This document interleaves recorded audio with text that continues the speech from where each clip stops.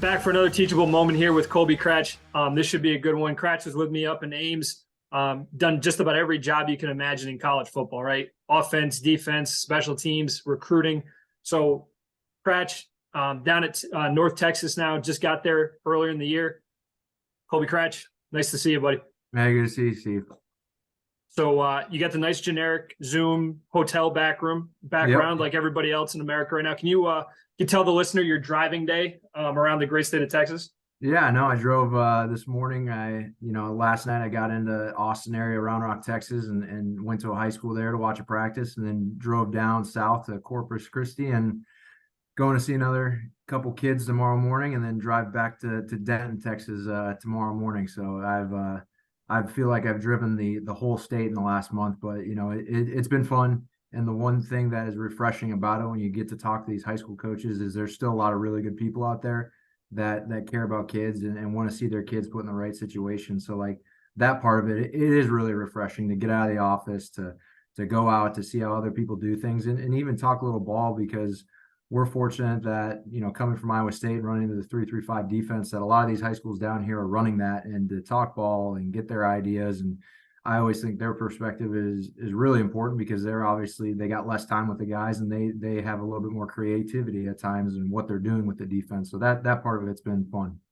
And I'm sitting here smiling because Kratch was always the first guy off the bench at Iowa State to go send him to Minnesota or Wisconsin and bring the extra parka. And he's like, man, there's snow drifts. I'm getting blown off the highway, like a little bit different driving than he is in Texas now. But you were telling me before we hit record, like, man, it's the same type of people, right? It's just people who love what they do. They're in the right area, and you're finding some good kids. Like you talked about taking a kid from junior college versus going back in the transfer portal. And there's different times for different things. But like, I'm going to go back to the Iowa State days, kid who just got drafted in the first round. Like, you find a guy like Will McDonald up there at Arrowhead at a big program playing basketball, and now he's jumping over cars and getting drafted in the first round. Like, can you tell me a little bit of like just finding these guys along the way? And, obviously there's a lot of people involved, but you got to work with that guy a lot in Ames.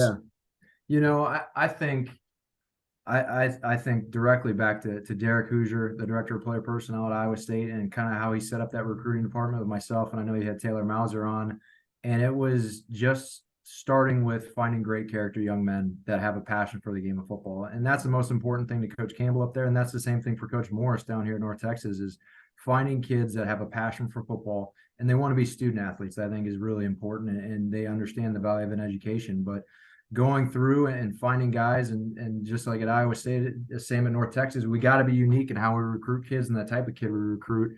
And I think that formula that Hooge had put together and kind of came up with has paid dividends with the type of kids that kind of go under the radar, if you will, in a bigger picture. But to us, they were never under the radar guys. So I'm going to go back in time a little bit here, Kratch, and I mentioned you've been in different spots, right? Whether you're playing in college or, your dad was a NFL player for a while, and you grew up in some different areas of the country when he was playing. The guys who know you're going to start smiling when they hear Bob Kratch stories, because they always know it's a good one. Tell me a little bit of like your dad played for Parcells, was around Belichick, the Giants, the Patriots. Give me what it was like growing up as a kid during those moments. Yeah, it was really special. Like, I can remember some of my first memories are New England Patriot games, and going to games and being at the Super Bowl, and they played down in New Orleans against the Packers. And I remember those things. I remember being in the locker room and Bill Parcells yelling my name and scaring the crap out of me. And those things really were ingrained in me without even knowing it. My dad played 8 years in the NFL, and I was always passionate about football, but I didn't really know it. I wanted to play hockey growing up in Minnesota, and that was my passion. And then, I told my mom I wanted to try this juniors thing, and she said, absolutely not. You're going to go to college. I was like, cool. So I guess I'm going to play football. And, I went and I played at a small junior college, North Dakota State College of Science, and had a decent little career. And you got recruited by a guy named Alex Golish and Matt Campbell, and I tricked them enough on film to them give me a scholarship to play for them at the University of Toledo. And that's where I had my playing career. And that's where, I started my coaching career as well. But I definitely have a unique perspective, because I've always had a passion for football and competition athletics, but like, I didn't really know it until playing got taken away from me. And I remember sitting down with Coach Campbell. I had a little bit of time before I graduated. I felt lost. Like I didn't know what I was going to do with my life. Like I didn't know what I want to do. I just knew I want to be around young people and have a positive impact on that. And coach was like, man, how about you just kind of hang around and be a student coach as you're finishing up your degree, and we'll go from there. And that's kind of how I got started in all this. But the one nice thing, being around football, my father never pushed me to be a football guy. He kind of let me find my own path, which I really appreciate looking back on it, because he could have been the guy that, man, no, you're doing football, and really forced it down my throat. And he never did. He always kind of let me and my other siblings find our own path in life. And it obviously worked out. So you stole my thunder of pulling off the North Dakota JUCO. People are gonna be like, I didn't even know they played JUCO in North Dakota. So tell me a little bit of the tight end Al Golish days back at Toledo, right? Let's be honest, you were the hammerhead guy, figuring it out, getting the different sets they needed, and then playing different positions, right? I mean, moving over to the defensive side of the ball. You've coached both sides of the ball. How did that experience of, you talk about loving the game, you better love the game when you're doing it that way, to go play at another spot and keep earning your keep all the way through? Yeah, I played my freshman year at JUCO. I played defensive end. I went to a small high school in Watertown, Minnesota, and I played offensive line. I played DN, and I thought, you know what, I'm going to try this DN thing in college. And they told me, man, you probably don't quite have the twitch to be a Division I D end. I was like, all right, cool. What can I do? They're like, well, how about we try tight end? And I was a 12 personnel blocking guy, and Toledo had a need for that. They had some talented tight ends that could receive the ball and do some things, and they needed to find a fullback blocking on the ball guy. And talking with Coach Golish and meeting those guys, I was a fit for what they needed at the time. It was kind of a perfect situation for both ends. And, I went there and I played as a 12 personnel, 13 personnel tight end, did a little bit of blocking. They threw me a couple balls, caught both of them. So that was a positive. And they always give me crap about being slow and getting caught when I caught it. But, and then going into my senior year, I didn't have a great spring going into my senior year, and I didn't have a great fall camp. I kind of fell down the depth chart, and I was really kind of in a bad spot. You're like, man, it's my senior year. This is my chance. And, I had a guy by the name of Tom Manning, who was at Iowa State with you as well, and is with the Colts now. He kind of like, man, just stick with it and trust it. And I had a lot of conversations with my dad, and I just knew I liked them as human beings. And I stuck it out. We had two guys have season-ending injuries. Christian Smith, who I played with, who's the D-line coach at Northwestern, and TJ Fatunikin, who ended up playing the NFL a little bit, get hurt. And they were like, man, would you try playing defensive end again for us? And I gave it a shot, and it worked out. And I played a ton of football my senior year and created a lot of great memories. And I feel like just trusting that your time is coming and just keep working and keep your head down, it shows that it pays off. It just may not be exactly when you want it, and you don't get the instant gratification. But those memories I'll cherish forever. And I made a lot of great relationships playing at the University of Toledo. Guys, we're going to pause from Teachable Moments for a minute and get a quick message from friend of the program, George Holly, Cover Zero Agency. George, I'll let you take it away. Hey, thanks, Coach. Appreciate you. Coaches and players, as we get ready for this season, please remember there's guys out there that can help you out and get you information. I'm a former college player, former college coach, went to law school, now an attorney, and now an agent. Utilize resources on your journey, coaches. If you guys need to call me and say, hey, what jobs are going to put me in the best position to succeed? Does this job help me? Hey, do you know anyone out there? Give me a call. I'd love to help you. Go to my website, cover-zero.com. Players, give me a ring. Agents are reaching out. There's good agents, there's bad agents. There's good advice and there's terrible advice. Put yourself in a position to succeed. Get as many opinions as you can and create relationships. Don't settle on one. Don't lose leverage. Maximize your value. Players, coaches, give me a call, George Holly. Would love to help you. Would love to be in a position to help you succeed. You can tell he's a former ball coach. He said, don't lose leverage. So, guys, I appreciate the sudden change here. We'll get back with our guest. Take it away, guys. And that's got to lead into the coaching career, right? You're talking with different guys, and like people walk into the office and they want to sit down and talk, and you have these different experiences that, man, it's not always sunshine and rainbows, right? Of talking to guys, and whether it's the junior college route or switching sides of the ball or having early success and then having to adjust, like how has that set you up? Because I mean, we're going to talk about you working with all these different positions, like even just in the recruiting world, the connecting with different players in different situations. Yeah. So, coaching wise, like I said earlier, like coach was like, man, just help out. And that first year I was, working for free. I was helping out with the tight ends because, I had a love for playing tight end and I thought that I want to be an offensive guy. So I worked with the tight ends, and in that January, that first year, he had a job open up as a recruiting GA. And I jumped on that right away, to get my first job. And that year I actually ended up working with the corners and DK McDonald, who's now with the Eagles, and helping him out any way I could. And from there, I had a connection with Mark Staten, who's actually now the tight end coach at the University of Toledo, but he played with my dad at the New England Patriots, and he knew about me, kept in contact, and they had a GA job open up at Michigan State University, and interviewed a couple of times for the job and was fortunate enough to get it, and be the O-line GA there for 2 years. For, 1 year we went to the college football playoff and had a lot of success. And then the next year we went 3-9 and didn't have a lot of success. So I got to see both sides of the coin in terms of what was the difference. And the difference was, man, having a belief that you could win. We graduated a lot of guys, and it kind of just became a slippery slope, and we didn't have quite the quarterback that we had. Excuse me. And yeah, it was what it was that year. And then, I got after my second year there, Coach Staten did an awesome job of, man, he wanted GAs of his to go get jobs and go get new experiences, new things. And Coach Campbell called me and he's like, hey, Cole, like I got a linebacker GA job, and I would really want you to come back and join our staff at Iowa State. And I jumped on it, going back and working for the guy that recruited me, that gave me my first job, meant a lot to me. And, I got family. My mom's from the state of Iowa.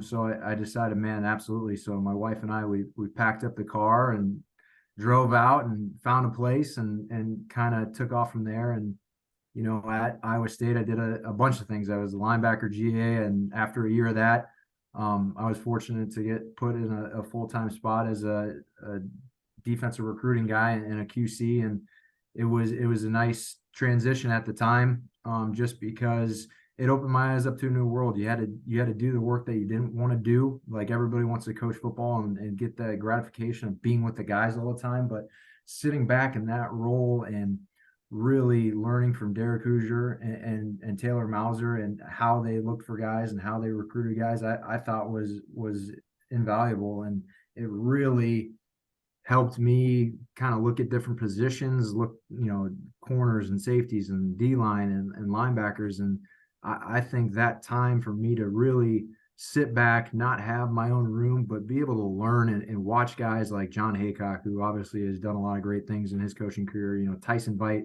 who I got to spend a ton of time with. And man, we used to share an office at Toledo. So to be back with him, like, he is a great friend of mine. I was on the phone with him early today, and like, to learn from those guys, Eli Rashid, who I got to work with my last 3 years there, helping him with the defensive line, and a guy that coached me my senior year and really brought me into his room and taught me what it was to be a man and how to care for people. I thought that was invaluable. And then, working with Coach Capone, who's obviously the defensive coordinator in North Texas, and build a relationship with him for where he felt confident enough to be like, hey, I might get this job in North Texas. Do you want to come with me? And, it was an easy decision to take my first full-time on the field coaching job, but it was still a really hard decision. I'd spent 6 years there. My family, with both my kids, were born there. Like, it's a special place to me, and it was hard, but at the same time, I knew it was the right time, and I had a lot of support from the people and the staff there. So I still, I talk to them probably more than they want to hear from me. Well, and everyone was definitely happy for you, Kratch. Like, the first thing it comes from all this is, like, clearly you wore a lot of hats, and you didn't even mention the helping hand. You gave me a ton of time in special teams of, like, man, I've been in all these different rooms, and like, hey, I know you're kind of working over here on the side. If there's something I can learn and something I can help with, and then the stuff on field goal block, or being a set of eyes on a different thing, or, even, you talk about these special teams meetings we had as a staff, like, Kratch would be in the back corner of that room, like, kind of being the barometer for me of, like, yo, do I got the room? Do we not have the room? What do you think? Just knowing these guys long term, how do you present different things? So knowing your audience is obviously huge. Like, what I want to get to, Kratch, is a little bit of, like, that the C word that everyone wants to talk about is culture, right? So you've been with Coach at Toledo, at Iowa State. That's its own thing, right? We talked about that with Mouse a little bit. But what did you learn at Michigan State with Coach D'Antonio, and now coming in, right, with Coach Morris at North Texas? How have you've been born in kind of the Iowa State system, but you've had now 2 different experiences out of that to, again, provide a good environment to go coach and lead in?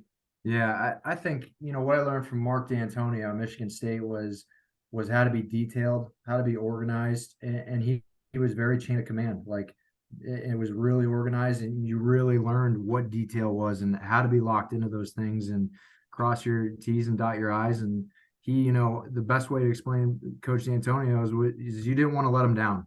You wanted to always prove to him that you were capable to do your job. And where Coach Campbell, and maybe it's because I played for him, you always want to impress Coach Campbell. Like he was like the uncle, where Coach D'Antonio was like the father.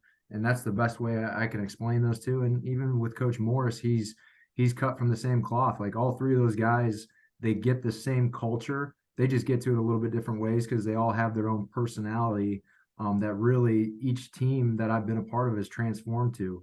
Like at Iowa State, it was energetic. It was, everyone was about culture. At Michigan State, everyone was locked in and even keeled all the time because that's how the head coach was. And Coach Morris, it's a little bit closer to Coach Campbell. He's got a lot of energy. He's an offensive guy. He wants to move the ball, but he knows how important defensive football is to his program. So he's got a good mix of both worlds. So, and I'm literally typing out a note as you're talking here, Kratch, because what keeps showing up, whether it's, different guys on the podcast or yourself, but like, there's no linear path to this. Like you didn't sit down and think like, hey, I'm going to go to junior college to Toledo to like, it all just happens, right? Of people that you meet and you want to associate yourself with. Like, so clearly there's a lot of different turning points, even if you stayed within the same university, right? You're working with different positions, different responsibilities. Man, you go from being the young guy volunteering in the recruiting room to being the 5th or 6th year guy in the defense. Like everybody chill, like this is going to sort itself out. We do this and we'll work it through behind the scenes. Like, tell me this, like, how do you reset yourself in the old, like control what you can control thing? Because me and you have had a lot of conversations in the past of like, man, is it the D3 coordinator job, right? Is it the mid-major position job? Of when's that break going to come? Like, how do you take a deep breath, whether it's with your family or just cooling the jets a little bit of like, man, I got this. Like, I know shit's hard, but we'll figure it out.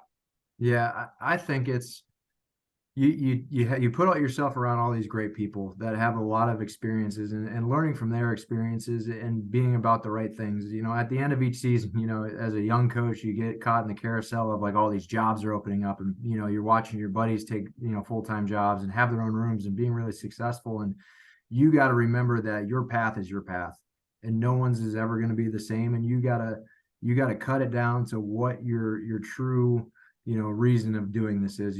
For me, it's having a positive impact on young people's lives. And that doesn't mean I have to be a football coach to do that. Like I could go off and do a lot of different things in my life because it could get taken from me at any given moment. And to be able to still have that at the core of, man, I just want to help young people. And that could be in a development role. That could be as a high school coach. That could be getting into teaching. There's a ton of different avenues to get there. So I always kind of felt fulfilled. And that time of year, it always gets hard when you see people doing different things and getting opportunities and going up. But man, you got to really just sit back and you got like, man, like it's not the right time. I might not be in my own mind ready for what is next. And timing always works out. It doesn't always happen as fast as you'd like it to happen, but I don't know if it would have happened faster that I would be as well-rounded and ready to go to handle a room of 13 to 16 kids and deal with, because it's not the football stuff that's hard. It's dealing with life that's hard with these kids. And they go through a lot from 18 to 22 years old. And like, it's not just showing up and punching the time card and being a football coach. Like you got to be a mentor for these guys. You got to have your own experiences and hear of other experiences to help them through a really tough time of their life. So I think everything timing wise and just, I always did a good job of always trying to make myself better. There was never an excuse with the internet, with all the tape that's available out there, all the different coaches and things you can listen to get better as a football coach. So I really dove into that every year of making myself better. If that was picking up a book and reading a book or watching a clinic that was recorded or just meeting with, Coach Haycock and Coach Veit and asking their ideas on different things and trying to pick their brain and write everything down. And, like you said earlier, like working with special teams for a spring, like that helped me out immensely. It's helping me out now where we got a great special teams coordinator in North Texas and being able to add value and understand things that he's talking about and have a good grip of what we're doing and add value to the team that way. If it's coaching the right guard and tackle on punt or the front side guys on kickoff return. Like, man, that stuff's invaluable. And I wouldn't have known those things if I didn't get out of the online world and worked at Iowa State and had, no ego to be like, man, I will help with special teams. I will help with field goal block. I'll do all those things, because you don't know when you're going to need those tools, and you just have to make yourself valuable at whatever your job is, and do the best you can at what you're given. And then when you prove that you can be trusted to do one thing, usually coaches give you more things to do, and then you prove you're trusted to do that, and it keeps building upon that.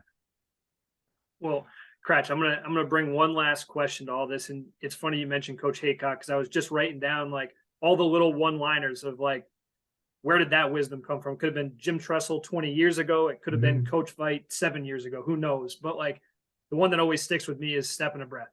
Like, how do you get to the top mountain? Is like one step, one breath. That's all you can do, right? Yep. And the other big thing, like, we do these meetings in fall camp, and he'd always leave the like, tell the ones you love them the most, right? Like, that's the kind of thing that brings you back of like, man, it's a hard day, but like at the end of the day, those are the things that can keep powering you through. What's something that, again, a lot of new experiences with you guys, getting the family down there after spring ball, right? You're driving around Texas, El Paso to Corpus Christi, all these places, like whether it's a high school or on Coach Morris's staff, like what's one good thing that you've heard that's kind of sparked you of like, yeah, I can do that. Like, that's interesting. I haven't thought of it that way. Can you just give me like one little anecdote that kind of hits you off the top of your head? Yeah, I think the one thing, and it's something, it goes back to Coach Haycock, and he always told his guys that, remember who you are on the front of the jersey and the back. And like you said, tell the people back home you love them the most. No bitching, whining, complaining. They worry about you enough. And I say that to my guys after every scrimmage, after every practice. And it may seem like corny, but it's just a reminder, like, man, like, life is a lot more fragile than we know. And you think you're invincible when I'm only 32 years old and I'm coaching, linebackers at the Division I level, or you're a college football player, you think you're untouchable, and you don't know when those moments are going to get taken away from you. And I think that's the most important thing that I took from that program. And that's something that I'll carry with me the rest of my coaching career and the rest of my life. So I think I didn't realize when I was there how much I really looked up to all those guys. Like, I knew it, but like, man, when you walk away and you're in a different situation with different people, and you're with a group of men for 6 years, you're like, man, they were a huge impact in who I am today, and really molded me into not just the football coach, the father, the friend, just the person to talk to. So like, man, all those experiences are priceless to me. Perspective is a hell of a thing. So, Kratch, appreciate you taking a minute off the road here to jump on. Yeah. And always good catching up, man. Yeah, absolutely. I'll talk to you soon. All right. See you, bud. Yep.